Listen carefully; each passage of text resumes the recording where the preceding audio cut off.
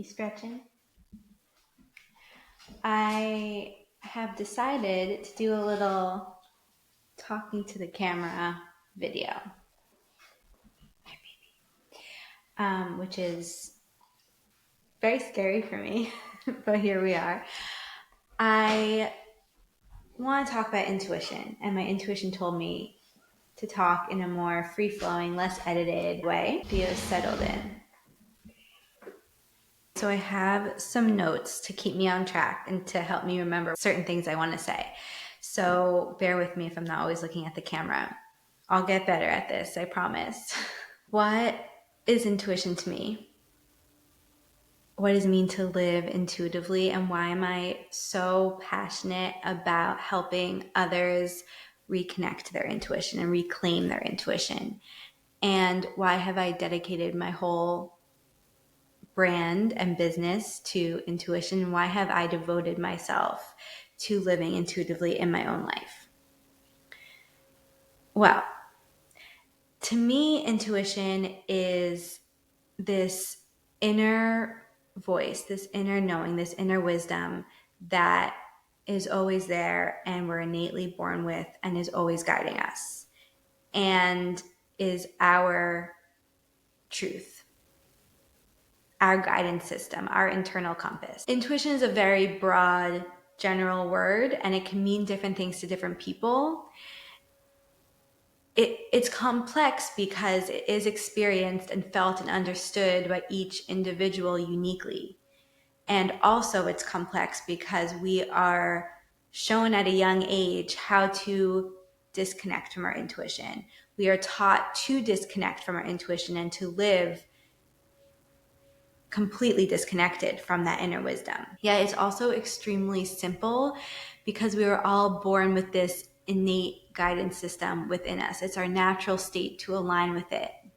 And it's our society and just our humanness that takes us away from that. Our journey back to that inner connection, that journey back to that inner trust and awareness is, I think, the ultimate path in this lifetime. It's the ultimate path of living connected to ourselves and our truth. Our intuition is the voice inside of us that is our authentic self, and it's coming from a place of pure knowing and awareness. And it's not even necessarily self in the way that us humans have claimed ourselves. Some people even think that this inner voice, their intuition, is coming from something other than themselves, maybe a spirit guide. It could be so many different things for different people. But ultimately, your intuition is this truth, this compass for you, specifically for you, that is not connected and not dictated by the mind or external conditioning. You can only really tap into your intuition when you can quiet the external noise, and not only societal noise and the noise of others' expectations and judgment, but also your own noise, your own mind chatter. When you can quiet all of that, what do you hear? And the more you can tune into that voice with openness and courage and honesty, the more you can embrace living authentically and vulnerably and live guided by a truth that is yours and yours alone. Often when you can't explain why you feel a certain way or why you know something or why you want something, that is a good sign it is your intuition, which makes it even trickier because we are taught that that is not the right way to live. We are taught that if we can't logically explain it and if we can't understand it, if others can't understand it, it isn't right. We are taught to live in our minds and dictated by our minds and to let our minds control the show. The actual definition for intuition, which I looked up, is the ability to understand something immediately without the need for conscious reasoning. An ability to understand or know something without needing to think about it or use reason to discover it, or a feeling that shows this ability. So in the definition, intuition means connecting to this inner wisdom and disconnecting from this external noise. And to live an intuitive life, you have to override your logical mind. You have to trust how something feels for you, what simply comes to you without understanding it or knowing why or how. And this really is connected to human design, because human design is about letting our body take the lead. And this idea of passenger consciousness, which is basically that our minds are just a passenger in this body. And our body is the vehicle, it's driving, it's taking us where we need to go, and the mind is just observing and sitting in the passenger seat. Our body is innately in tune with what we need. And if we can lean into that more and more, we can let ourselves just be led to where we need to go. The mind is just along for the ride. It's not here to drive, to take control, to make the decisions. We are meant to allow our body to show up and lead us, and to follow our body's energy, our body's sensation. We observe our body and where it wants us to lead without trying to control, force, or contort those actions. And this ensures that our conditioning, limiting beliefs, any of our humanness doesn't get in the way. We can notice the thoughts of our mind and observe ourselves and our reactions and responses, but we can't let that be the driving force of our action. Our body knows how to live out its design and its energy, and we just have to allow it to do so. Which of course is easier said than done, but the more we can lean into our intuition, the more we can lean into this aligned, authentic, truthful way of living. And like I said, intuition shows up differently for everyone. In human design, there are different authorities, which is how your intuition speaks to you or how your body wants you to make decisions. And I strongly believe that knowing your authority and aligning with your authority is a key component of aligning with your intuition. But there may be more to it for you.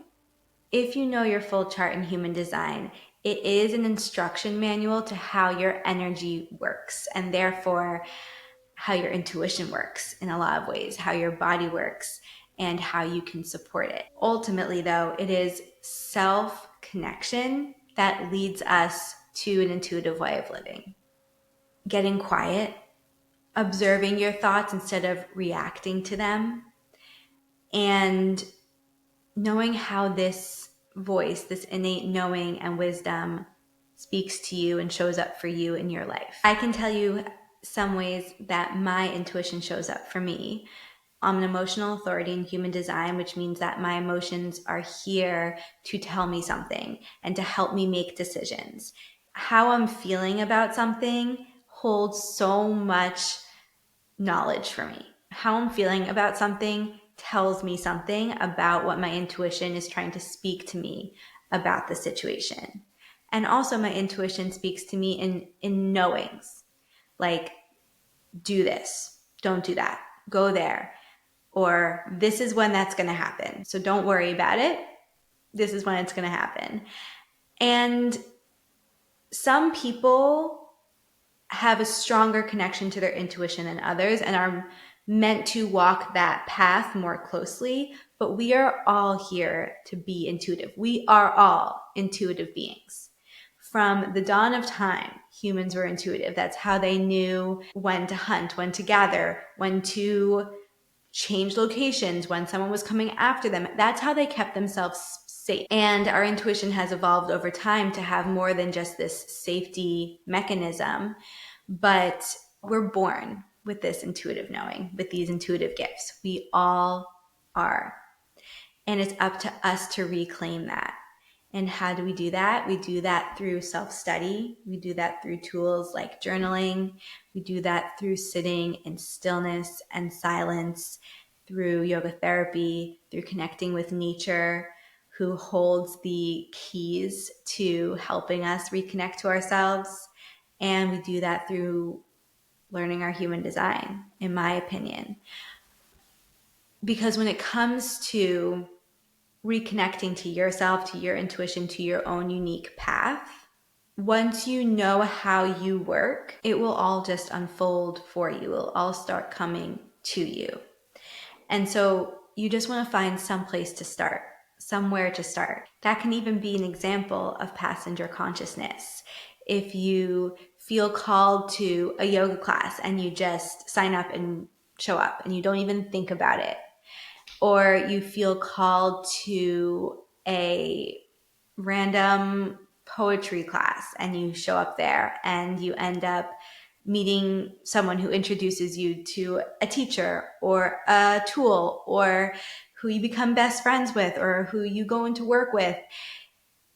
It's about following where your energy is drawing you, just noticing where your body is taking you and letting it lead and showing up there and just seeing what is there for you and what unfolds from there. And that is one way to start the path of connecting to your intuition. To say to the universe, I am open to this path unfolding for me. I'm open to seeing how my intuition works and then seeing what comes to you. Or by noticing what you're drawn to. Are you interested in human design? Do you have a response or reaction to that? Does your energy say yes? Does your energy say no?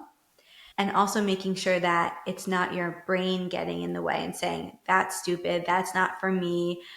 Really tuning into that inner voice and making the distinction between the two.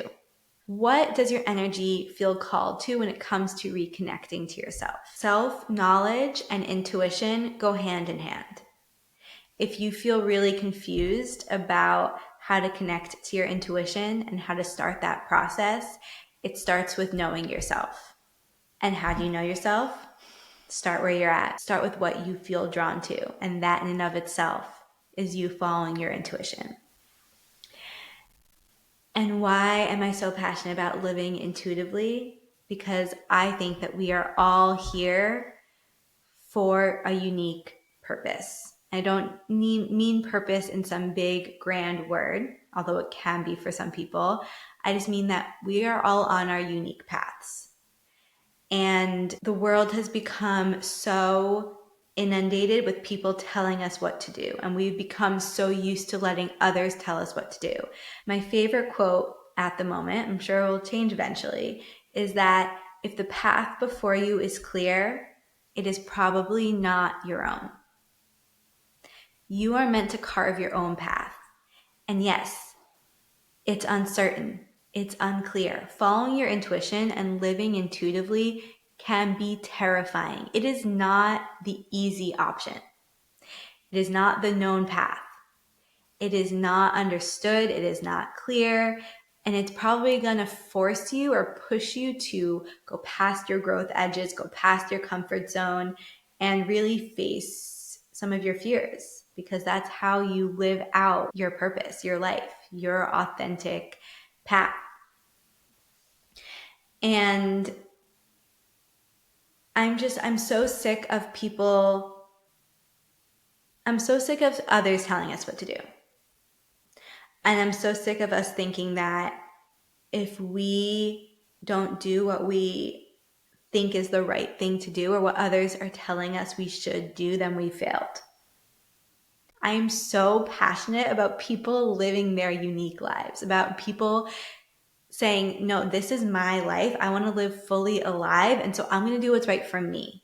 And how do we know what's right for us? By following our intuition, by trusting our inner knowing, by trusting how things feel for us. And that doesn't mean, again, it doesn't mean it's always going to feel good and comfortable and safe and easy.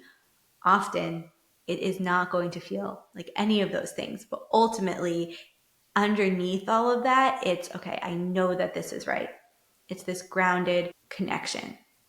And that's why living intuitively requires a lot of courage, a lot of trust, and a lot of support. Support from ourselves and support from other tools and support from the people around us. And we have to let our intuition lead us to the right people and the right support. So living intuitively wild just means living dedicated to this intuitive knowing, no matter what, devoting ourselves to strengthening that connection, to trusting it, and to aligning with it.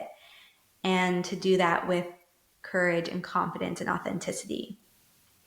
If you are living intuitively, you're living authentically.